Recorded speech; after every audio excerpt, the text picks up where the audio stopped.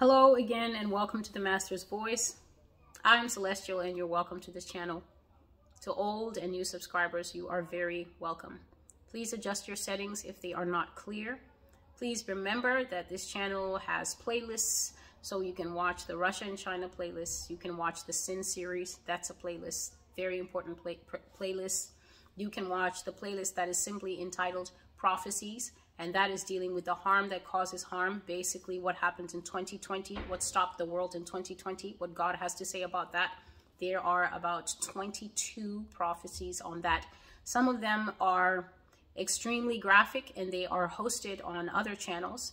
The Master's Voice has channels on BitChute, on Rumble, and on Brighteon. You can find all the information for this ministry, including descriptions of where the Master's Voice is. Simply click the description box. That is the channel name just below the video, and then you will see a little downward arrow. Click that.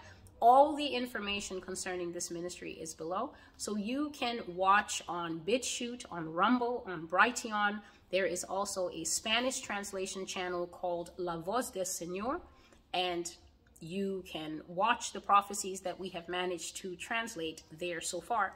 So in keeping with the supernatural series that I'm going back into, the Lord is nudging me back in there. I received a startling and extremely well-detailed dream from the Lord today. And today being June the 5th, 2022, the title of this message, I will simply call it The Fallen Ones in Africa. The Fallen Ones in Africa. So the beings that I observed in this prophecy were absolutely aliens. This is the knowledge that was in my heart as I was having this dream, that I was looking at aliens, but the thing is that these aliens looked exactly like African people. They looked like human beings. They were four very good-looking young black men of different ages. I don't think that any of them were older than 25. And this dream was shown to me like a movie. So it hasn't been published on the Master's Voice yet. This is a new prophecy. I will put it up in written form in time, but I think I will put it up in an abridged format because I have a tendency of capturing in extreme detail everything that I see and hear. And this prophecy is multiple pages long.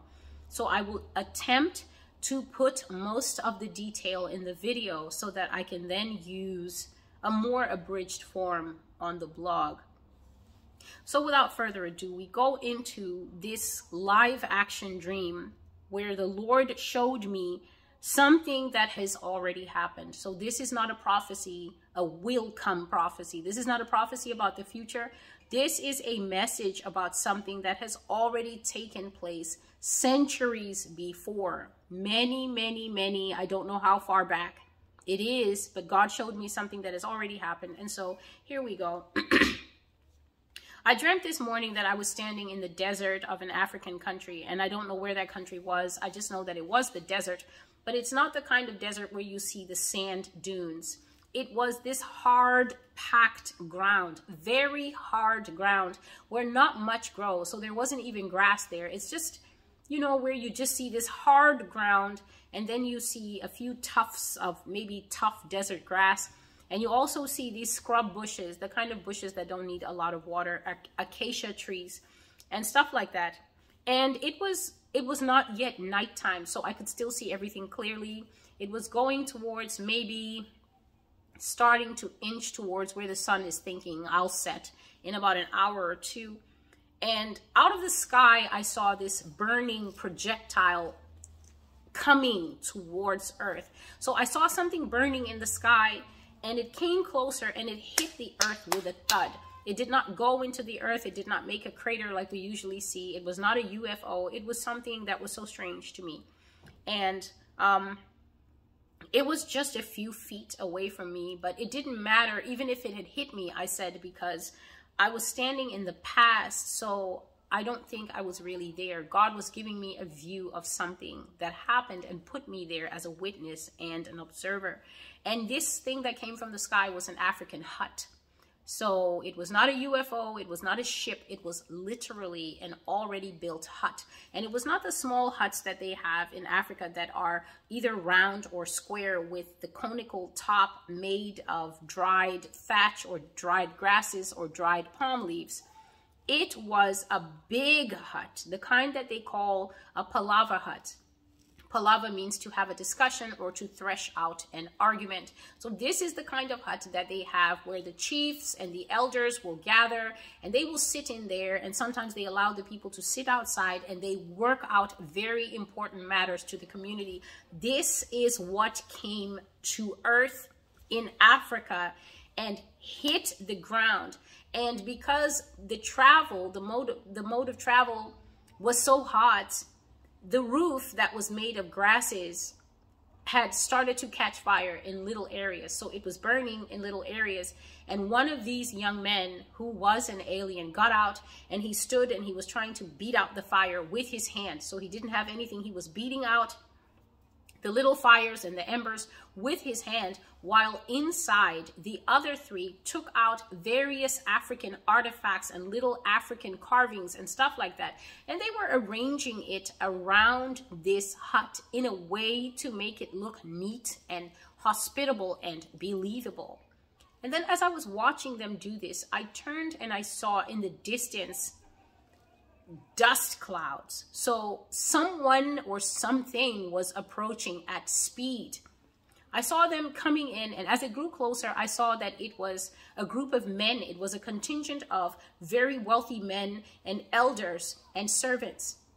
And so they were wearing robes, they were wearing rich robes. Some of them, a lot of the robes seemed to be this off-white material, off-white gowns and stuff like that. And some of them had their head wraps, some of them had their heads wrapped in turbans. You know, the kind of turban that you wrap and then you let some of it fall at the side. And some of them were clean shaven, bald. Some of them were servants that were wearing expensive neck jewelry and gold bands here. So they were wearing gold at the neck and gold here. And this contingent came very close. So I had already been in awe looking at this hut that came from the ground. And then I saw these 4 young male extraterrestrial beings that looked exactly like black men, none of them older than 25, black men of different skin tones. And I was thinking, what is this, God?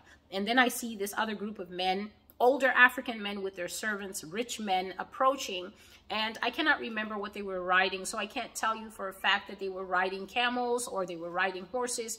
I just know that they were coming in at speed because there was a distinctive air of urgency when they got off of their animals. They came into the hut without being invited.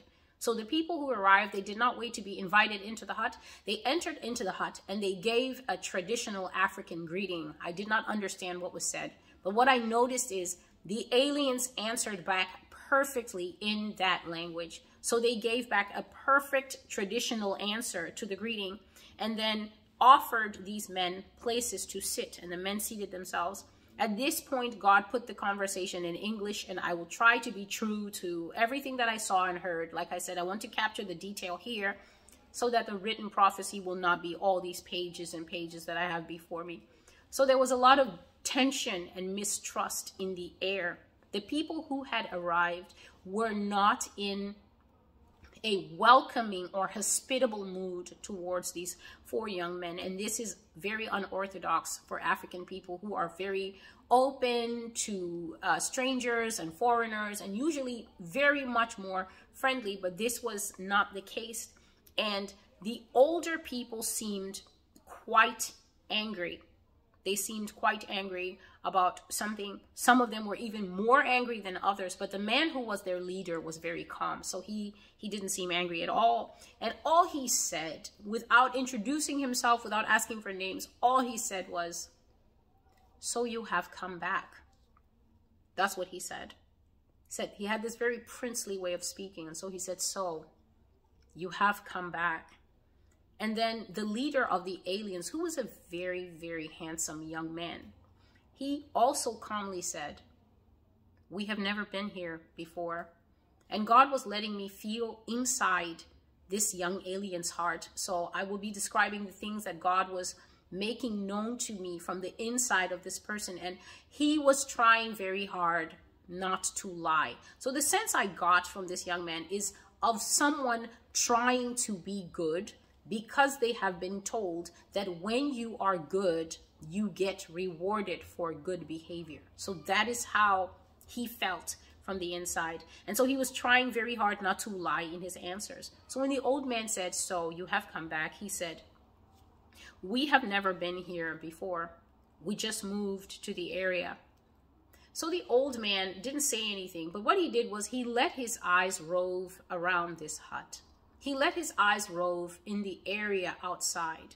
And he seemed to be saying, "You're telling me that you came to this area that is not near any other people. It is not near any kind of settlement or civilization. It is not near any kind of water source. It is not near anything. And you want me to believe that you came and settled where nothing lives and nothing grows, and that you chose to come and live here?" What he said out loud was, "How long ago was that?" That's what he asked, because the boy said, "We just moved to the area." So the old man said, "How long ago was that?" And the young man waited for a while because he was trying to see in his heart how to answer without a lie. And then he said, "Not very long ago. We are new to the area." Please remember that just maybe 15 or 20 minutes ago, this thing came out of the sky, hit the ground, and was already looking as if they had built it there. And so there was a scribe with the men who had come, and this scribe had unrolled a parchment, and everything that the young man said, everything that the old man said, this man was writing it down with a sharp pointed stick. He was not using a quill feather. He was using a stick that looked like they had rolled it and rolled it and rolled it until the barrel of the stick was very smooth, and then it was only sharply pointed, and he was dipping it into some kind of black substance, and he was making markings on what looked like a cloth that was woven so tightly that it was almost like parchment, but it wasn't. And so everything that people were saying, he wrote it down, and everybody was transfixed looking at these aliens. The aliens were watching the people with amusement. You know, when you know something, or you're looking, or you're going through an experience that is new for you, and you just want to see how it will work out.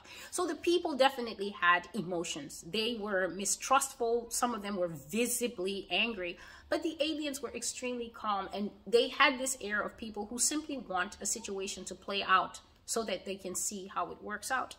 And I was experiencing emotion also, because my heart was beating, and I realized as I was having this dream that God was showing me to my face how aliens came to Africa from the sky and decided to settle there, or as the young man was trying to do, they wanted to settle in that area.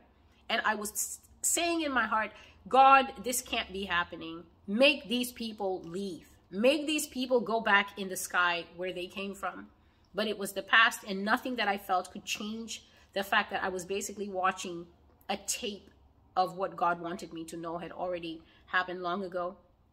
And so whenever the old man asked the boy anything, the boy was searching the data streams of his heart. This is how it was put to me in the dream, that the boy was searching the data streams of his heart. And I saw that this boy was trying to be truthful to his origin, as in where he came from, as well as be truthful to the situation he was in. He was not from Earth at all. This boy was very old. He was an extremely old being with a very old mind that was inside a young form that it had not had time to get familiar with. This is the feeling that was inside me as God was making me feel that this is a very old thing in a very young body. And the feeling I had is that this boy had basically only had the length of this trip to familiarize himself with this body. And so what he would do is when he was spoken to, he went into something called the data streams of his heart to find out answers to questions. Now, this is how the data stream of his heart looked. right? Inside this boy, I saw a lot of information, a lot,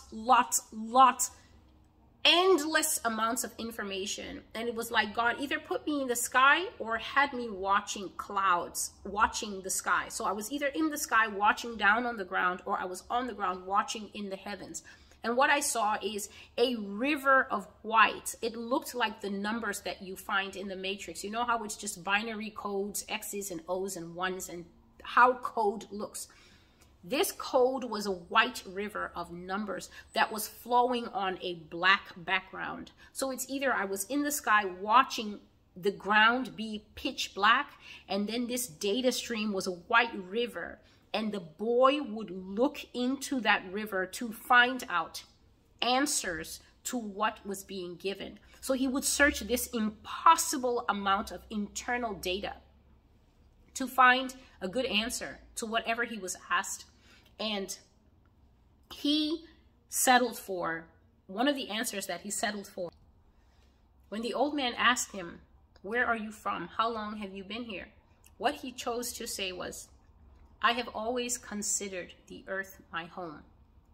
He was not from earth. He was from somewhere else. I could feel the distance in him from where he was from. But he was also not lying when he said, "I have always considered the earth my home." He did not want to say where he was from. And so when he said that, this old man smiled, the smile of someone who basically knows what's going on. He smiled this patient smile, and this man was so old, he had a cataract in one eye.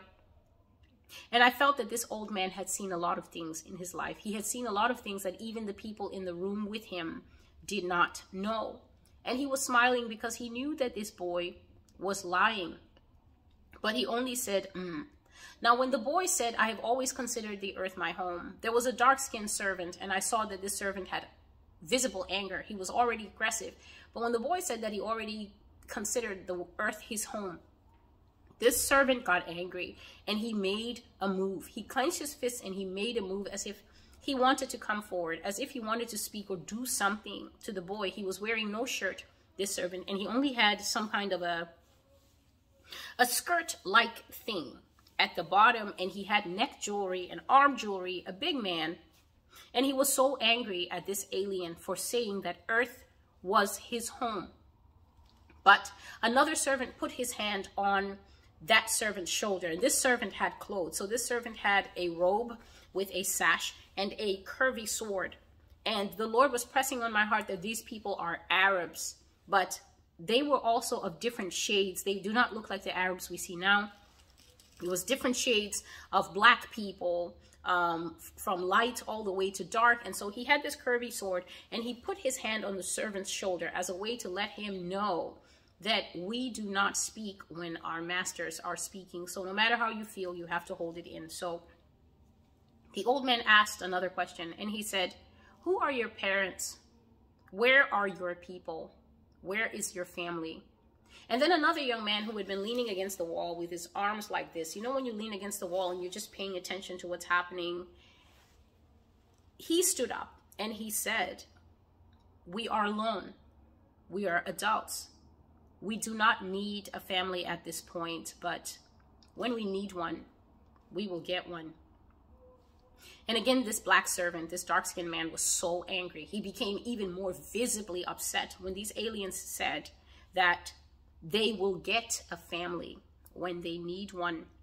And the old man looked at them, and again he smiled. And then God took me out of this hut. So God took me out of the hut, and I was not present as they continued to have this conversation. And then all of a sudden, God brought me back to the hut, and I heard the old man say, "Sadly, you cannot stay here. You do not belong here. You cannot stay where there is no food and water. That would not be good for you. But you also cannot stay so close to our community. We do not have room for you. You have to leave." And this old man looked directly into the eyes of the leader, the young alien boy. He looked directly into the leader's eyes, and he was communicating to him clearly, "We don't want you here. We don't want your kind here. You cannot come and stay with us." And the young man was surprised that this was the kind of answer he was being given after he feels that he has been truthful and he has been open, that they want to come and integrate. He was surprised and he said, "But we are from here. We are home." And the old man said, "You are not. You have to leave. You are not welcome here." Please remember that I'm speaking this dream exactly as I saw it. When the old man said, "You're not welcome here," this boy turned into a snake, a huge, actual snake. It was all snake except for the face part. The face part remained the boy. The rest of it, I didn't even get to see any kind of transformation. 1 minute it was a person, and the next minute it was a snake. His man body just went away. It didn't tear or rip. It was just gone. And the body was a snake, and it was a face. And this snake stood up, and it had something like what European kings wear. You know how European kings have that huge collar? And I would just like to say, please bear in mind that I just shared another prophecy where the aliens came out and the leader had a raised collar, like the way rock and roll guys would have that high collar like Elvis Presley. This snake had what I call the king's ruff, which is this very high collar around its neck.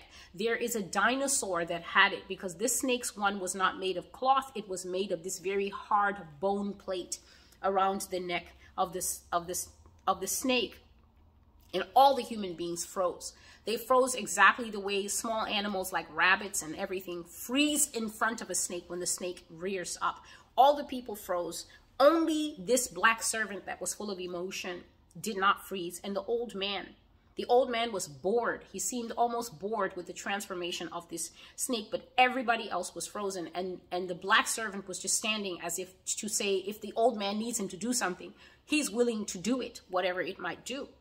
And one of the aliens, a young guy who was sitting on the ground, he looked at the snake and he said, "This solves nothing. You know you cannot force them. You know the rules. If they do not want us here, we have to leave." And the serpent turned around and it said, "No, they are weak and they have no power over me. I am tired of this. I am tired of moving."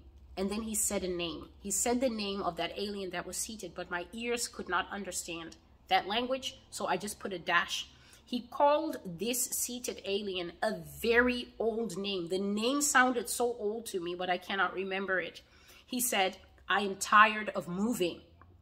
They are weak. They should do what I say.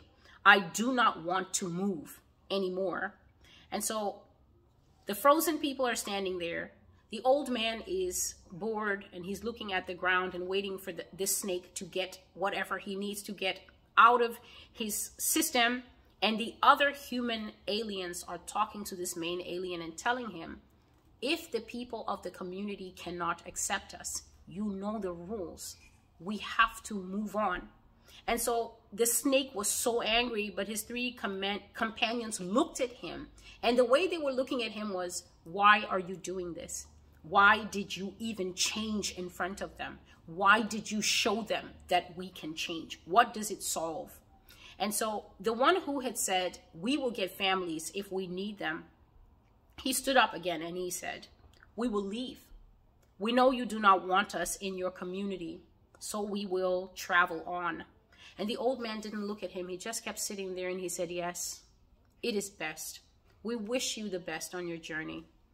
Tomorrow, you will not be here." And he got up and he walked out of the hut. And that is when these other men seemed to become unfrozen. They found life again and they walked back after him. And they all got on their animals and then they went back at a much slower pace. God took the camera back to this hut.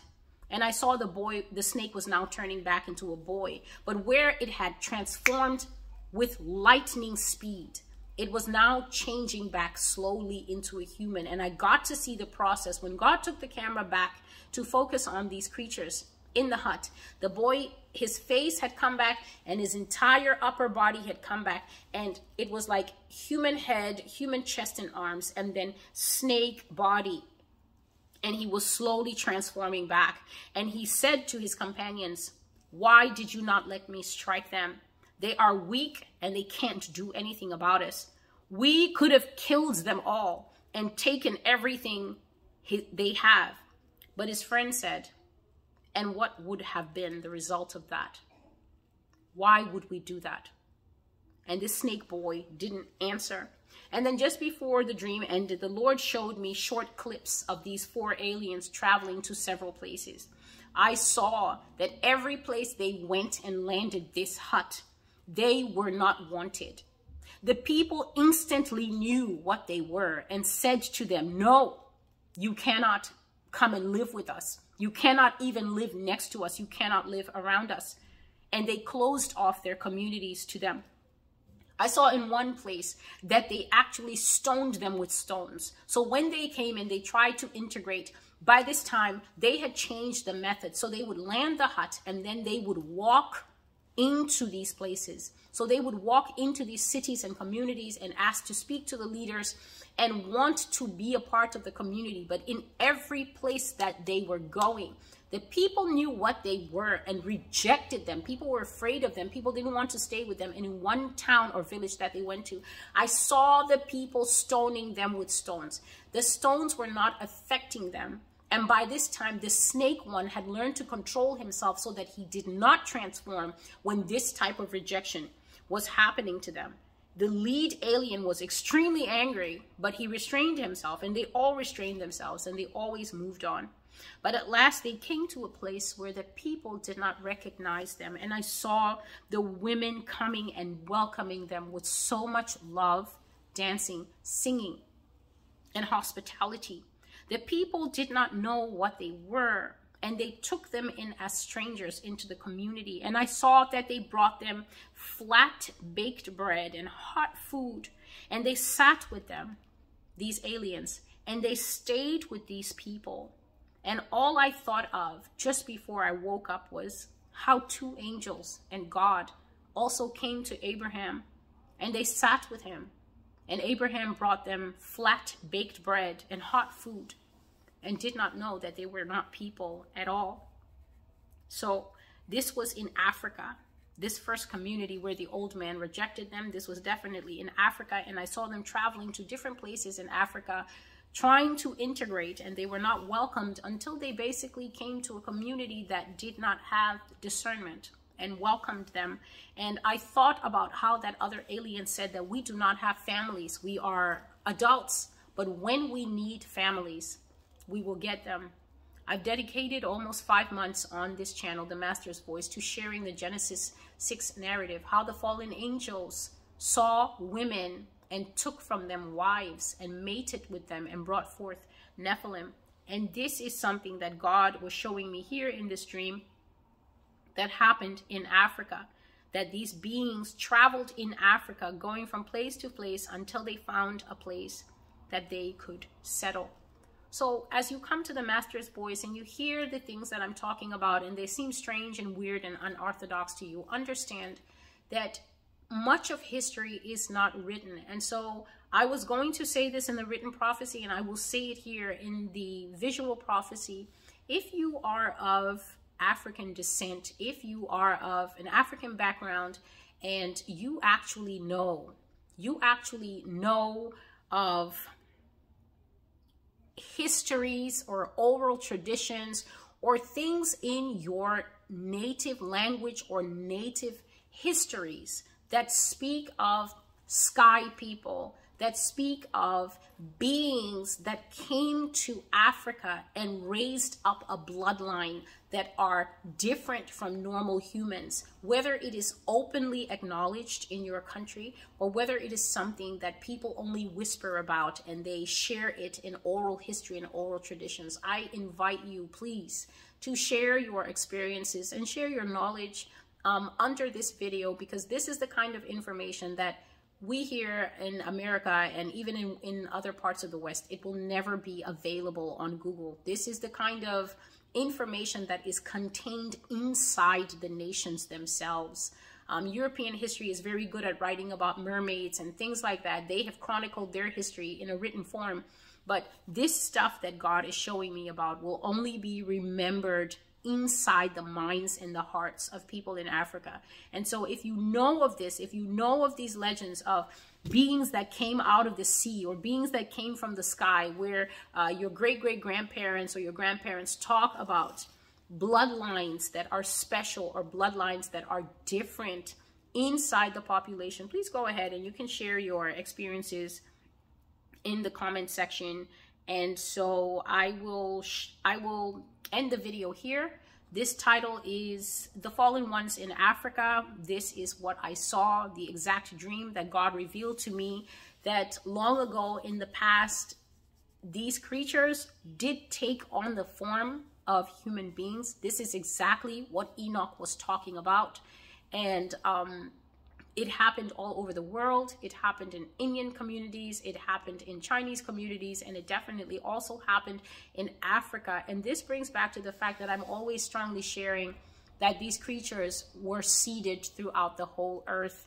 They have gone throughout the earth and blended and mixed with human society. And they have already raised up their families for generations of generations of generations. So this is information that they will not give in church, but God is letting us know.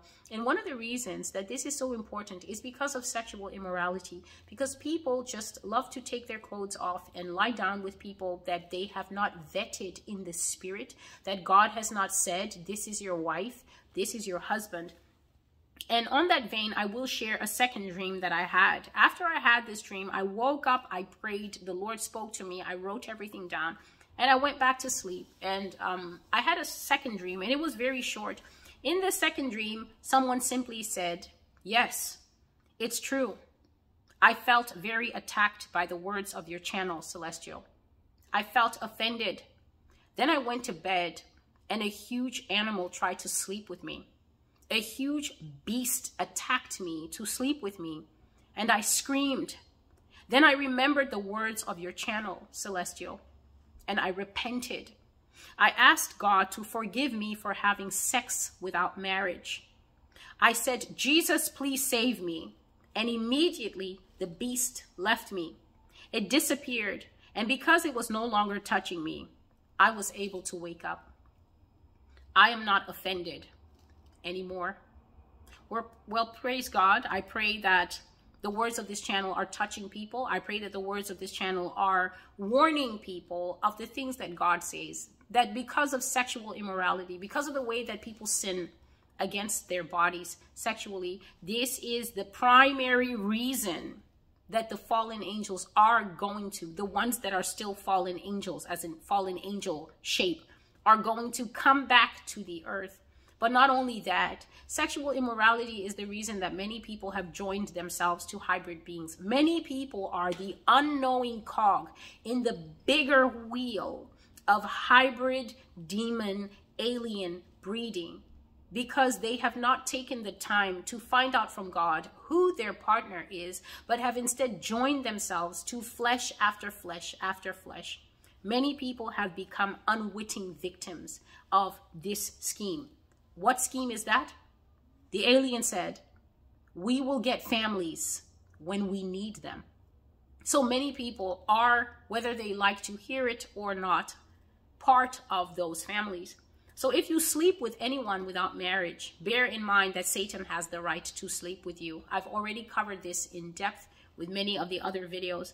Remember that you have heard these things here at the Master's Voice. If you don't have a ring on your finger, you are not married, and yet you take off your clothes for any reason other than a shower, understand that Satan gains rights over you, over your temple, over your vessel, to attack you. This person said that when they heard me teaching these things, they were offended. So many people will be offended because they think that what Celestial does is wake up in the morning and decide that she's going to go after people's personal life. And you don't understand that my presence here on this channel is God's act of love to this end times generation, God's act of mercy to warn people of the things that will happen if they carry on living in sexual sin.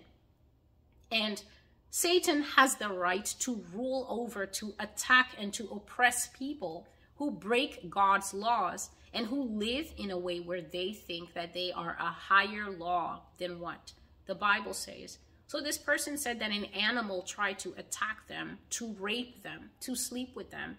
And then they remembered what I said on this channel about the fact that if you are in sin, the remedy for sin is not lamenting and complaining and saying, oh, I never used to do this. There's only one cure for sin. It is to acknowledge that you are in sin, to repent on your knees to Jesus Christ by telling him what you have been doing and asking for his forgiveness. After which the Bible says in 1 John chapter 1, I think it's verses 7 to 10. It says that God is faithful and just, and he will cleanse you of all unrighteousness and forgive you. So after this person remembered in this encounter what I said, they suddenly weren't offended anymore by the teaching and the preaching on this channel. They suddenly remembered what I said about humbling yourself and repenting of sin. And immediately they repented. Jesus, I'm sorry for having sex without marriage. Jesus, save me. They said that the beast left them. It disappeared and it was no longer able to hold them. And once it wasn't touching them anymore, they were able to come out of the dream and wake up. So this is the prophecy that the Lord has shown me about seeding of the fallen ones into Africa in times gone by. If you have information about that, especially if it's coming from your local community, I would like to see comments like that. God bless you, and until I see you again, take care of yourselves, and goodbye.